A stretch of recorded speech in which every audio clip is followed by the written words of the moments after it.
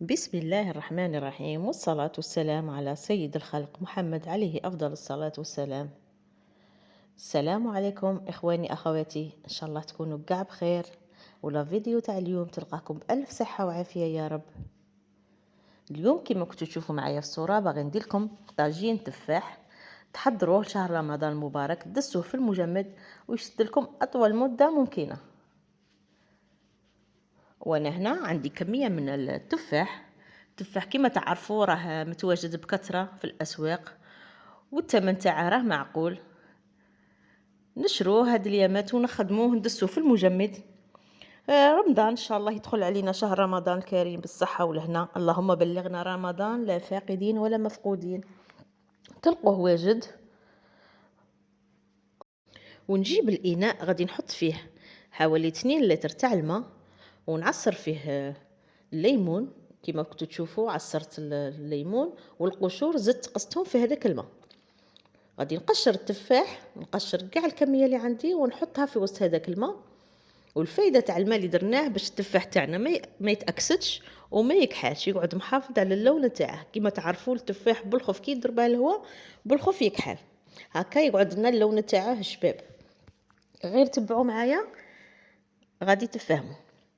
نقشر كاع التفاح تاعي، نقلع عليه غير هذيك الجلده البرانيه، ما نخربش الداخل، غير بشويه بالسكين ونقلع غير هذيك القشر كيما راكم تشوفوا.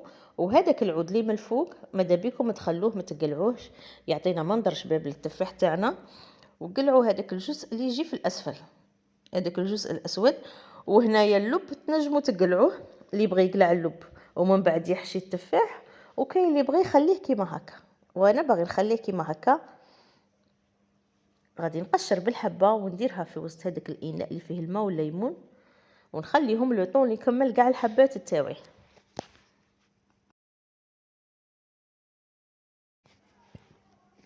تبعوا هاد الوصفه غادي تجيكم ناجحه وتجيكم ما شاء الله، يجيكم التفاح تاعكم معسل ويقعد محافظ على اللون تاعه. في الاخير غادي تشوفوا النتيجه. كيما راكم تشوفوا كاين حبات تاع التفاح اللي ما فيهمش هذاك العود، ما معليش، ماشي مشكل.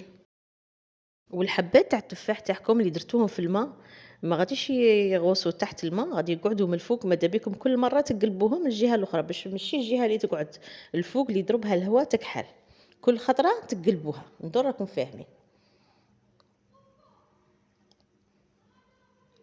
وبعد ما كملت كاع الحبات اللي عندي غادي نروحوا نحضروا السيرو ولا الشربات اللي غادي نطيبوا فيها هذا التفاح تاعنا. وانا كيما قلت لكم عندي كيلو تاع التفاح، غادي يقابله كاس تاع 220 مليلتر تاع الماء، عفوا تاع السكر، وزوج كيسان تاع الماء. هاد المقادير مضبوطه، ويجيكم السيرو تاعكم ولا الشربات يجي روعه ويجي ثقيل، يجي ما شاء الله. وانا هنا كيما قلت لكم عندي كيلو تاع التفاح، كيلو عفوا تاع التفاح، غادي نرافقه بكاس تاع 220 مليلتر تاع السكر وزوج كيسان تاع الماء. وإلا درتو زوج كيلو تاع التفاح ضعفوا المقادير.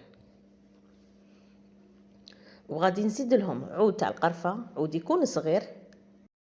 ونجمة الارض غادي ندير زوج حبات، وطرونش تاع الليمون. نخلط السكر، ما نخليش هكا متحجر لي من تحت باش ما يتكرمليش من نديره فوق الغاز. نخلطه مليح ونديره فوق النار. كي نشوفه بدا يغلي غادي نضيف عليه رشه صغيره تاع الزعفران، جيست يجيني هذاك اللون الاصفر، هذاك اللون الشباب. وكي يبدا يغلي غادي نقلع هذوك الحبات تاع التفاح من الماء ونحطهم مباشره في الشربات تاعي ونخليهم يطيبوا. والمده تاع الطهو على حسب الحبات تاع التفاح، الا كانوا كبار ولا صغار ولا كانوا طريين. كيما انا الحبات تاع التفاح تاوعي جايين طريين والحجم تاعهم صغير، غادي يدولي من 11 حتى 12 دقيقه تاع طياب. ما رانيش باغي التفاح تاعي كاع يدبال ويخسر الشكل تاعه، راني باغيته يقعد محافظ على الشكل. وهنا كيما راكم تشوفوا بدا يغلي معايا هذاك السيرو. غادي نقلع الحبات تاع التفاح ونستفهم كاع بعد ما درت الرشه تاع الزعفران كيما كنتو تشوفوا، ونستف الحبات تاع التفاح تاعي في الطاجين. وإلا ما قدكمش كان طاجين صغير كيما انا هنا صغرت الطاجين باش التفاح تاعي يغطس في هذاك الشربات. كون ندير طاجين كبير غادي تجيني الشربات اقل من تجيني مهوده بزاف. ندور راكم فاهمين، وراني باغيه التفاح يكون تحت الشربات. نستف كاع الحبات تاوعي بهذه الطريقه. وإلا ما قدنيش نقارع من بعد كي يطيبوا لي هادو يدوا لي 10 11 حتى 12 دقيقه تاع طياب، نصفيهم نحطهم في اناء ولا في صحن ونعاود ندير الكميه اللي بقات.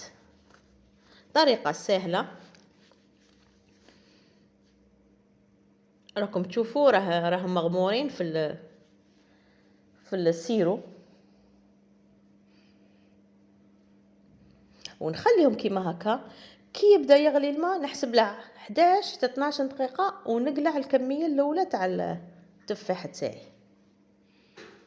ما غاديش نغطيه، غادي نخليه كيما هكا ونحسب له بعد الغليان نحسب له كيما قلت لكم 11 12 دقيقه. وكل وحده على حساب نوعيه تاع التفاح تاعها. كاين هذاك التفاح اللي يجي شويه قاصح ويكون الشكل الحجم تاعه كبير عفوا. المهم ديروا ان تيست بالملعقه ولا بالسكين. الا شفتوه طري السكين تخل بالخف صافي دير راه طايب التفاح تاعكم. وهنا باغي نزيد نضيف له نكهات باش يجيني هذاك الشربات يجيني معطر ويجيني بنين. ضفت له ملعقه صغيره تاع الفانيلا لا فاني، وغادي نزيد له 2 مغارف كبار تاع ماء الزهر يمد لنا ذوق شباب لهذا الشربات تاعنا. والتفاح تاعنا يجي تاني بنين. شوفوا واحد الريحه راهي في المطبخ ما نحكي لكمش. المزيج بين لافاني الماء الزهر والقرفه وهذوك النجيمات ما شاء الله. كي تجربوها تما تعرفوا راني نقول لكم.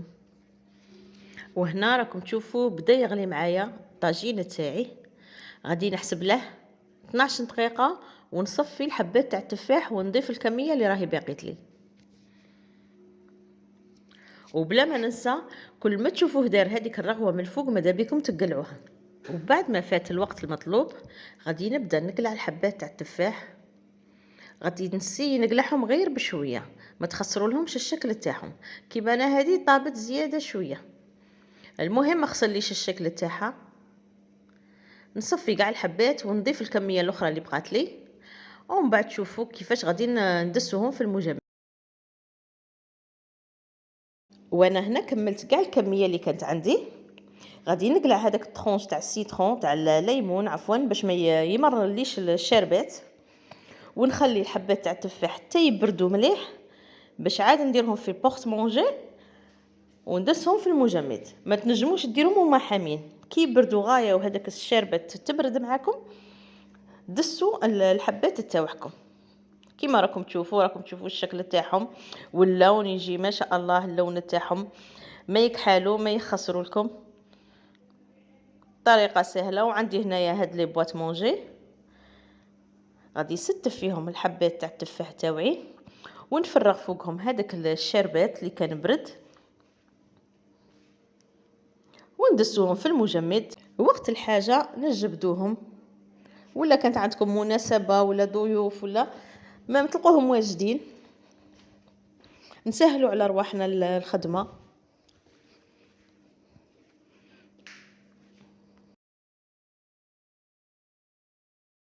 وهذه الطريقه تقعد لكم حتى العام وهما في المجمد ما يخسروا ما يصرى لهم والو.